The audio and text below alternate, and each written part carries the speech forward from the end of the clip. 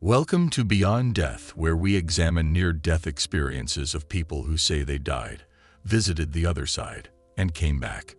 Today's NDE is from a woman that says she experienced an NDE at a young age that left her having visions later in life. Let's get into it. My name is Constanza, and this is my NDE experience. It was Friday, October 31st, 2003. I was 9 years old. I was about to turn 10 years old on December 13th. That day I attended my school as usual. It is important to talk about an experience I had as a child where I saw spirits, which I called angels, and they saved me from what could have been a domestic accident, when a huge old heavy double bed mattress almost fell on me when I was 4 years old. This is the first memory I have of such an experience. My parents could not understand how that mattress did not fall on me and how I could lift it out of bed by myself. It was practically impossible for a 4-year-old. If it fell on me, I would probably end up getting hit since there was very little room and a piece of furniture behind me. I always felt out of place. At my school I was bored, and I liked to spend time on my breaks with a nun I frequented at the church of the school I attended. I remember spending hours and hours talking to her about life and how I saw the world. As a child, I used to write books and stories about stars and constellations. I also danced to pop songs and gave concerts for the school students in front of the school church. I never felt I belonged to a religion. I questioned everything since I was little and didn't like to follow the rules. But I always felt connected to the mystical and divine. Going back to day 31, that day at the end of the school day, I was walking outside my school. I greeted my sister. I remember her smile. She was going into her school day, and I was leaving the school. When I got to the door, I heard that the children were a bit rowdy. That day there was a solar storm, or something blocking the sun in the sky. It was like a black circle, which was just above the school exit door, casting a shadow. I stopped at that door. I stood there looking at the sky. It was dark, and I felt strange. Something in my body felt that something was going to happen. I had always been quite observant and awake. For a moment, everything became slow, as if I and all the people were not in the same place or time. People were walking fast, but I felt slow, as if time was freezing like in the movies. This was in a matter of seconds. I came back to the present. Everything started to move normally. 2 of my classmates wanted to go buy candy at the store across the street from my school. So I left my backpack on the bus that would take me home. I got out and watched my classmates cross the street. I was between the bus and another car behind it. I was small, and when I crossed the street, I was hit by a car. Next to the school is the school church. My body flew to the beginning of a gas station that was next to the church and the end of the church. My body fell there. My classmates called me the girl who flew. I don't remember the moment of impact. I don't know what happened at that moment, but I remember that I was saved. There was another presence there. Suddenly I felt as if I was trapped in a black space and my spirit falling into my body. I found myself asking God, please don't let me go, that it was not my time yet. I was aware of everything that had happened as I fell from that dark tunnel with a light at the end. A light that was cold and warm at the same time, that gave peace. I was thinking about my mom, and it all happened too fast. I guess not in real time. I felt my soul fall into my body, and I didn't open my eyes. I felt peace and despair, but I was conscious and kept repeating in my mind, this can't be true. This can't be true. I opened my eyes and felt like I came back to life. I didn't know where I had gone, and I was scared. There were a lot of people around me, children, teachers looking at me.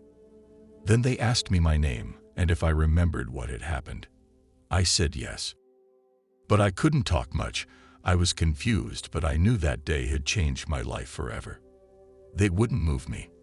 I wanted to see my mother. First I was seen by a doctor who was the father of a girl from school, and then an ambulance came.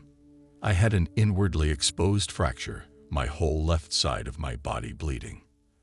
At that moment, my fracture was the most important thing. It was not easy to heal. After almost a month in the hospital and several attempts to heal my bone, the doctors decided I needed pins in my bone. So they did a surgery later. The nun came to visit me. I don't remember what she said to me. I only remember that she smiled and gave me a medal of a virgin, which I still have today. That year I did not finish the school year. Later, the following year I returned to my school. I was being helped with psychologists and psychiatrists. I had post-traumatic stress disorder, and I was still trying to come to terms with everything that had happened to me. I was also being interviewed by judges about the whole situation.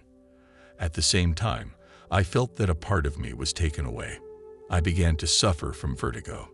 The doctors found that I had hearing loss in one ear and also a lesion in the hypothalamus. It was really hard to get my life back. It was clearly never the same. I had a lot of information for a 9-year-old kid, and my parents couldn't answer my questions.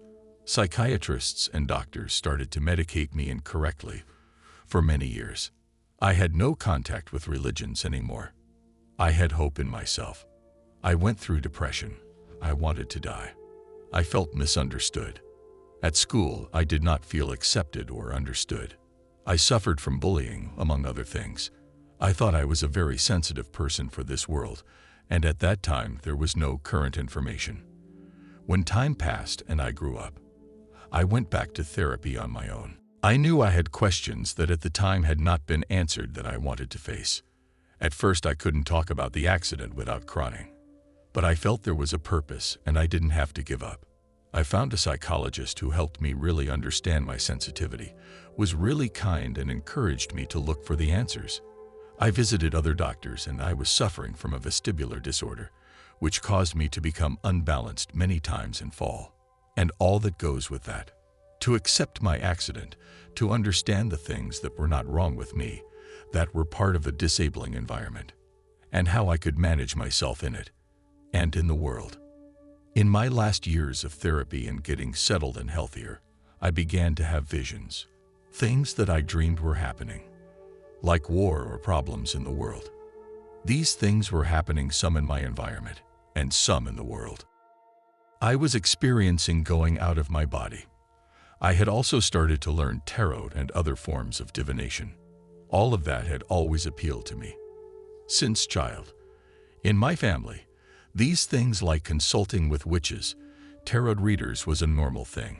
My aunt used to do tarot cards and I always wanted to learn. I realized that my visions had always been there, but that by taking so much medication, they were kind of numb.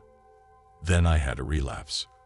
I had my awakening of consciousness or spiritual awakening at the same time, and I entered a journey of twin flames. When I had this relapse, I began to develop my mediumship. I spent several months trying to get my balance back because of my vestibular disorder. During those months, I had dreams where I was presented with my deceased grandparents, deceased teachers from my school where the accident occurred, and the nun from my school who had also passed away. I received messages. I knew things that had happened without having been present. Then I started talking to my grandmothers about it, about my origins, my family's origins, if there were others in the family who experienced these things.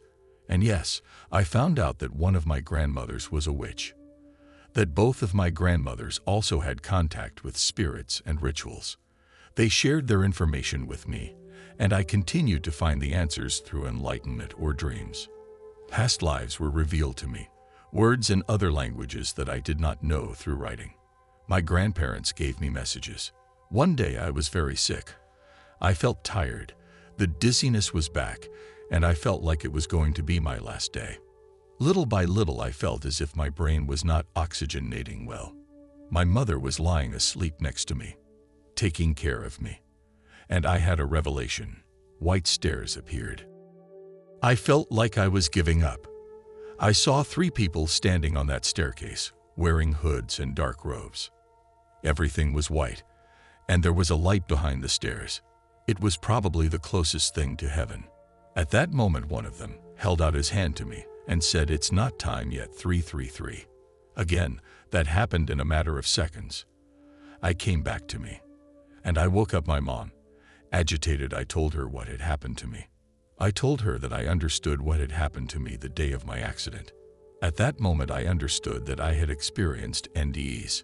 When I recovered, I began to study more about it. I consulted my psychologist.